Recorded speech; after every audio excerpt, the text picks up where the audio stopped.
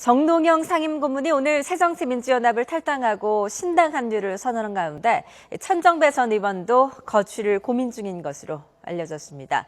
내일은 박근혜 대통령이 신년 기자회견을 열고 국정 운영 3년차 구상을 밝히는데요. 초유의 민정수석 항명 사태, 청와대 인적 쇄신 등을 포함해서 어떤 내용이 담길지 귀추가 주목되고 있습니다.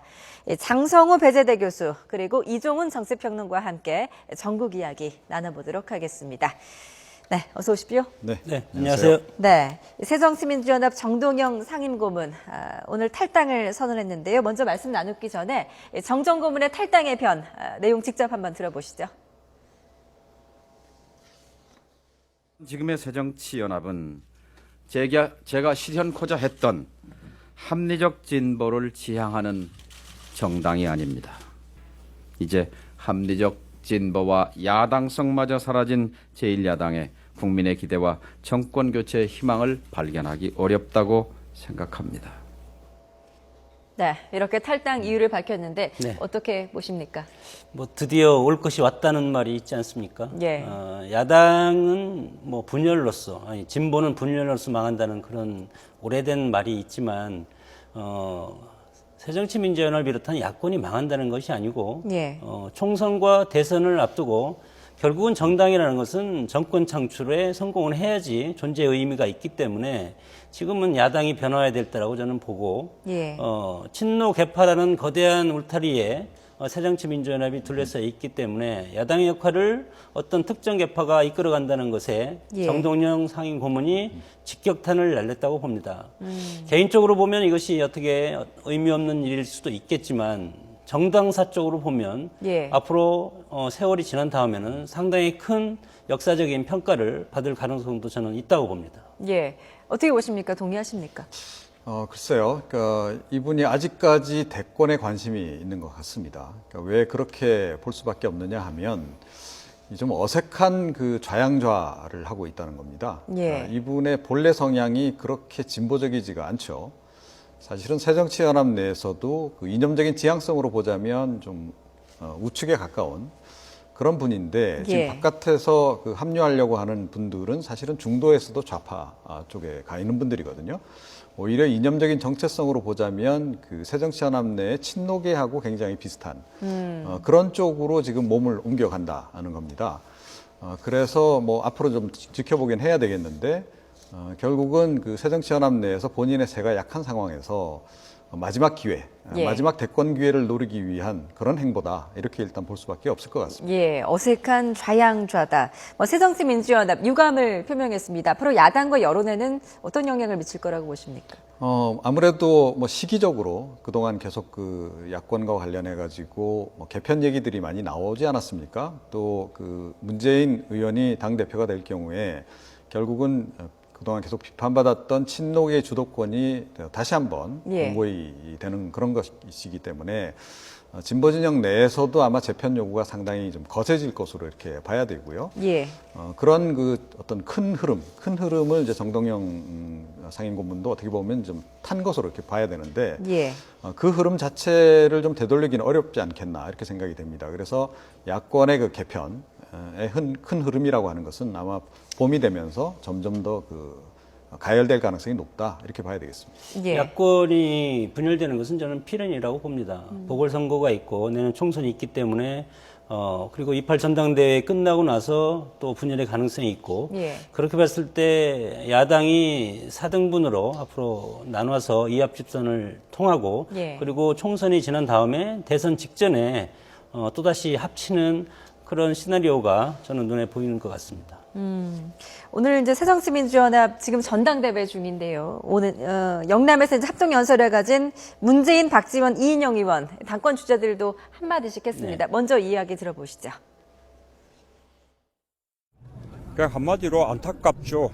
우리 당을 좀 더 진보적인 방향으로 이끌 수 있도록 그렇게 노력을 이렇게 하는 게 맞지 않을까 생각합니다.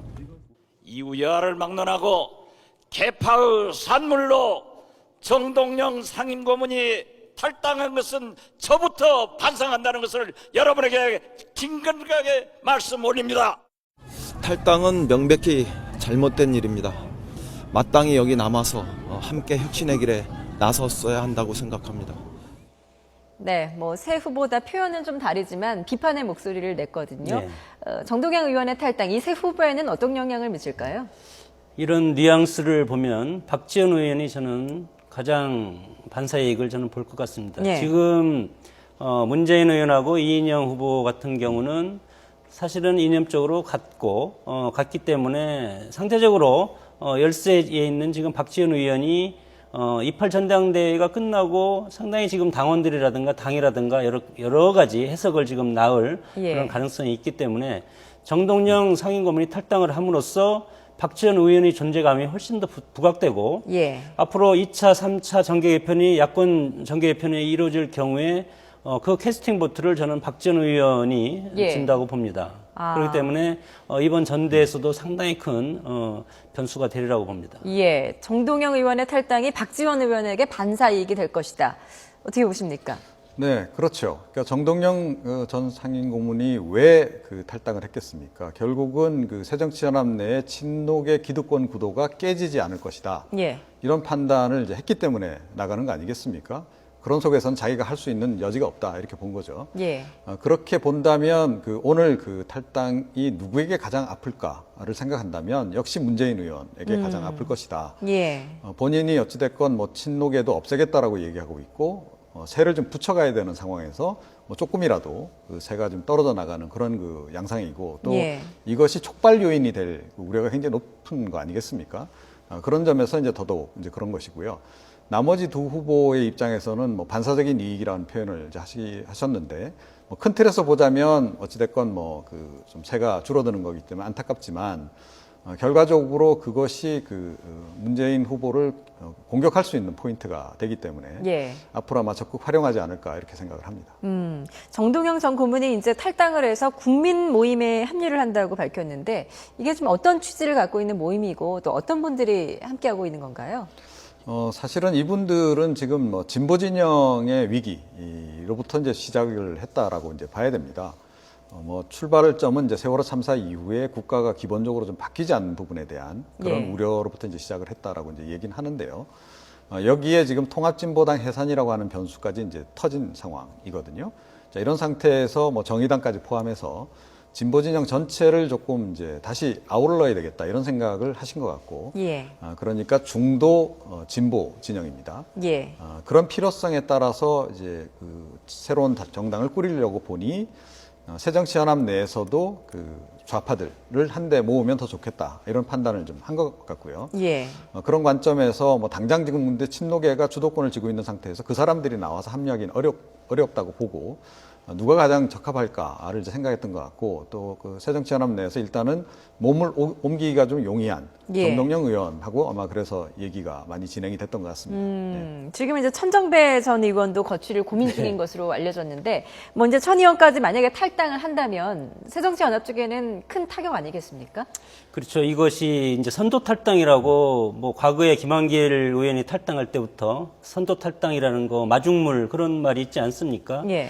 결국은 이것이 4월 재보궐선거의 직격탄을 가장 큰 근시적으로는 4월 재보궐선거에 영향을 미칠 것 같고 예. 지금 새로 출범하는 신당이 후보를 당연히 낼 것이고 후보를 냈을 때 자신들이 당선되는 것보다는 새정치민주연합 후보를 떨어뜨리고 새누리당한테 어부지를 주는 한이 있더라도 예. 일단은 내년 총선 전까지는 야권에서의 서로 쟁탈전 이런 어떤 헤게모니 싸움이 더 치열하게 전개될 거라고 봅니다. 예. 이렇게 봤을 때 근시적으로는 야권, 특히 새정치민주연합이 상당히 큰 타격이 될 것 같고, 예. 근시적으로 보면 어떻게 보면 새누리당한테 반사이익이 갈 것 같지만 새누리당 또한 친이 친박이라든가 당내 갈등이 상당히 앞으로 심해지지 않겠습니까? 예. 그런 거 봤을 때는 결코 이 보궐선거에서 조그만 어떤 이익으로 집권당이 안주하다가는 나중에 더 큰 페인이 될 수도 있다고 봅니다. 예, 이제 국민 모임 4월 재본선에도 이제 적극 참여하겠다 네. 이런 입장인데 국민 모임의 미래에 대해서는 좀 어떻게 보십니까? 지금 통진당이 지금 헌법재판소로부터 해산 명령을 받고 예. 사실은 진보 세력 전체가 지금 위축되어 있는 상황에서 저는 상당히 앞으로 큰 역할을 정의당을 비롯한 진보 세력 전체가 합리적이고 어떤 정책이라든가 이념으로 뭉쳤을 때는 새정치민주연합과 차별화할 수 있는 가능성이 상당히 크다고 봅니다. 예. 새정치민주연합은 지역이라든가 그리고 어떤 무지개 정당이죠. 다양한 이념적인 스펙트럼이 당내에서 넓기 때문에 예. 집권 새누리당과 별다른 차이점이 없습니다.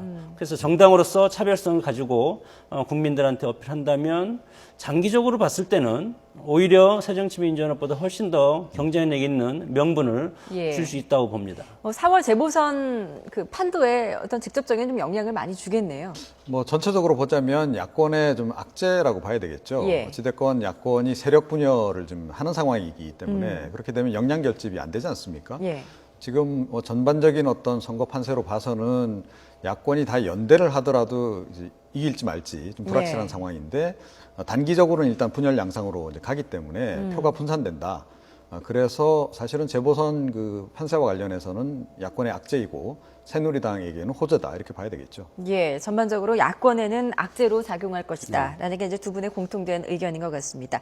좀 다른 내용 이야기 나눠보겠습니다. 이제 내일 박근혜 대통령이 신년 기자회견을 갖는데요. 국정운영 3년 차의 구상을 밝힌다고 합니다. 어떤 내용이 좀 담길 거라고 보십니까? 뭐 최근에 뭐 여러 가지 측근 문제, 인사 뭐 그런 것들이 많이 나오는데 저는 뭐 명분적으로 실리적으로는 그런 것이 나오면 안 된다고 봅니다. 연두 예. 기자회견에서 정상회담을 비롯한 남북 관계에서 어떤 큰 아젠다를 던진다던가 그리고 4대 개혁 같은 거 있지 않습니까? 예. 그런 것들 그리고 경제 활성화 문제 이런 큰 틀로 보면 세 가지 분야에서 주안점을 두리라고 보고 예. 그 인사 문제 같은 것은 좀 피해가지 않을까 이렇게 생각을 합니다. 아, 인사 문제는 오히려 좀 피해갈 것이다. 그런데 이제 그게 정답이냐라는 것이죠. 국민 여론이 과연 그것을 어떻게 받아들일까 하는 거고요. 뭐 기본적으로 이제 국정 방향에 대해서 이야기를 하는 자리이기 때문에 예. 뭐 최근에 그 본인이 집중하고 있는 경제라든가 통일에 관한 얘기를 이제 주로 하실 것 같고요. 예. 하지만 지금 여야 불문하고 정치권에서 지금 요구가 있는 거 아니겠습니까? 그 청와대 그 비서실 개편에 대한 요구가 지금 있는 상황인데 예. 이와 관련해서 뭔가 그 대국민 사과 정도는 나오는 게 정상이라고 저는 보거든요. 예. 정윤회 그 청와대 감찰 문건 그 유출과 관련한 부분하고 그 내용과 관련한 부분 그 두 가지 부분 중에서 예. 최소한 그 유출과 관련한 부분에서는 청와대에서 어찌됐건 기강이 회의가 됐고 문건 유출돼 나온 것이 사실이기 때문에 그 부분은 이제 지휘 책임이 있는 거죠, 대통령도. 예. 그래서 그 부분에 대해서라도 최소한 대국민 사과를 하는 것이 맞다. 그리고 뭐 이번에 항명 사태 있었는데 항명 사태 관련해서는 어떻게 보면 대국민 사과 이전에 청와대 비서실 개편의 청사진을 좀 이야기를 하시는 것이 전 좋지 않나 이렇게 생각을 합니다. 예. 그런데 오늘 그 새누리당에서 나오는 얘기를 좀 들어보면 청와대하고 좀 조율이 끝난 것 같아요. 그러니까 대통령이 결국 이 부분을 언급하지 않고 넘어가는 쪽으로 이제 방향을 잡은 것 같은데 예. 그러다 보니까 자꾸 이 청와대가 그 민심하고 좀 동떨어진 그런 행보를 보이는 게 아닌가 저는 그렇게 생각합니다. 예. 뭐 이번에 이제 대국민 사과가 있든 없든 간에 그 인적 쇄신은 좀 필요하지 않습니까? 그러면 정상적인 예. 것 같으면 집권 3년 차를 맞아 대대적으로 기자회견을 하고 2월 25일 그 사이에 한 열흘 정도 있다가 대대적인 인적 쇄신이 저는 내각 개편이 저는 필요하다고 봅니다. 예. 그러나 지금 정윤회 사태라든가 여러 가지 지금 뭐 국민들이 뭐 측근 3인방을 다 교체하라 이런 예. 그런 지금 언론적인 화두가 많이 대두됐지 않았습니까? 그러나 이렇게 떠밀려서 하는 인사는 올바른 인사가 될 수도 없다고 봅니다. 예. 그렇기 때문에 지금 인사 수요가 있는 해수부 장관이라든가 또 김영환 민정수석, 사퇴한 김영환 민정수석 같은 이런 분들은 인사 수요가 있기 때문에 당연히 교체를 하고 후임자를 빨리 임명을 해야 되겠지만 예. 국정의 쇄신을 인사에 의지하는 것은 저는 바람직한 현상이 아니라고 보고 국면 전환을 위해서 인사를 한다고 하더라도 그 인사가 또다시 발목을 잡을 가능성이 상당히 많다. 예. 그렇기 때문에 인사 문제는 저는 서두르지 않는 것이 좋고 오히려 그 부분을 국정의 새로운 큰 아젠다를 대북 문제라든가 경제 활성화라든가 그리고 뭐 공기업 개혁이라든가 예. 이런 것들에 저는 집중을 해야 된다고 봅니다. 예. 근데 내일 밝히는 신년 기자회견에서 이제 남북 문제와 관련해서도 좀 어떤 파격적인 제안 같은 게 있을까요? 뭐 저는 그렇습니다. 지금 뭐 김정은 위원장이 지난번에도 뭐 같은 뉘앙스로 우리가 작년에 제안했던 그게 화답처럼 했지만 예. 대통령 입장에서는 앞으로 올 1년은 대북 문제에 상당히 많은 시간을 할애해야 된다고 봅니다. 예. 그랬을 때 물론 과거에 뭐 오이사 조치라든가 박원자씨 피살이라든가 천안함 폭침에 대한 사과 문제라든가 이런 것도 있지만 예. 전향적으로 이것을 푸는 전제하에 저는 남북 정상회담도 할 수 있다는 이런 카드를 내일 던져야 된다고 봅니다. 예, 어떤 좀 파격적인 제안, 의지를 보여야 네. 된다는 말씀이신데, 뭐 이미 신년사를 통해서 서로 좀 주고받지 않았습니까? 예. 긍정적인 신호를 이제 주고받은 상태고 제 생각에는 뭐 최근에 물밑 접촉들이 좀 이루어졌어야 되지 않나. 그리고 실제로 이루어졌을 예. 가능성이 높다. 이렇게 전제를 한다면 내일 정도에는 그 박근혜 대통령이 실제로 그 실마리를 푸는 뭔가 그 대북 제안을 내놓을 가능성이 있는데 예. 가장 가능성이 높은 것은 역시 오이사 조치와 관련한 부분이 아닐까.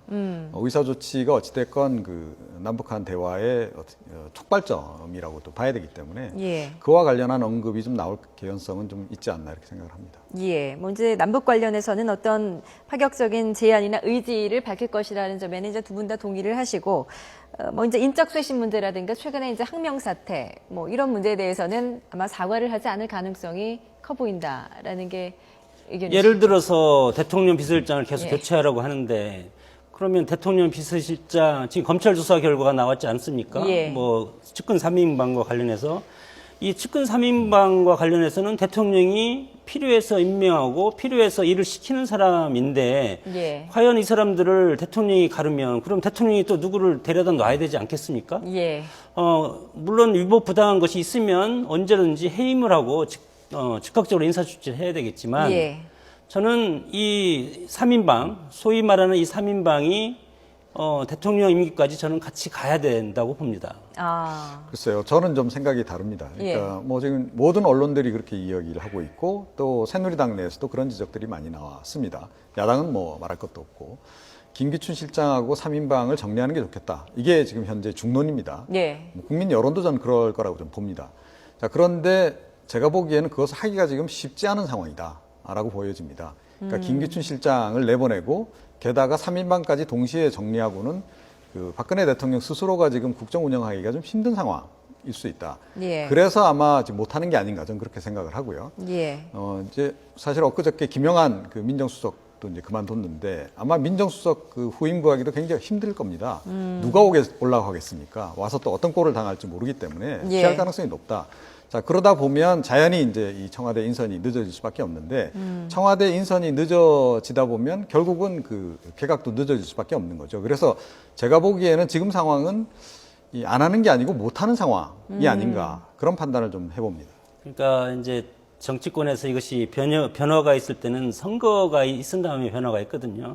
그러니까 4월 재보궐선거가 끝난 시점이 저는 대통령 비서실장이라든가 그 밖에 뭐 개각이라든가 청와대 비서진이라든가 사실은 지금 취임과 같이 청와대 들어간 비서관들이 상당히 많지 않습니까? 예. 그러니까 반환점을 돌았을 때는 비서관도 좀 바꿔줄 필요는 있다고 봅니다. 그 시점이 저는 4월 재보궐선거가 끝난 5월 달이 적정하다고 봅니다. 예, 알겠습니다. 오늘 말씀 잘 들었습니다. 장성호 배재대 교수, 이종훈 정세평론가였습니다. 네, 고맙습니다.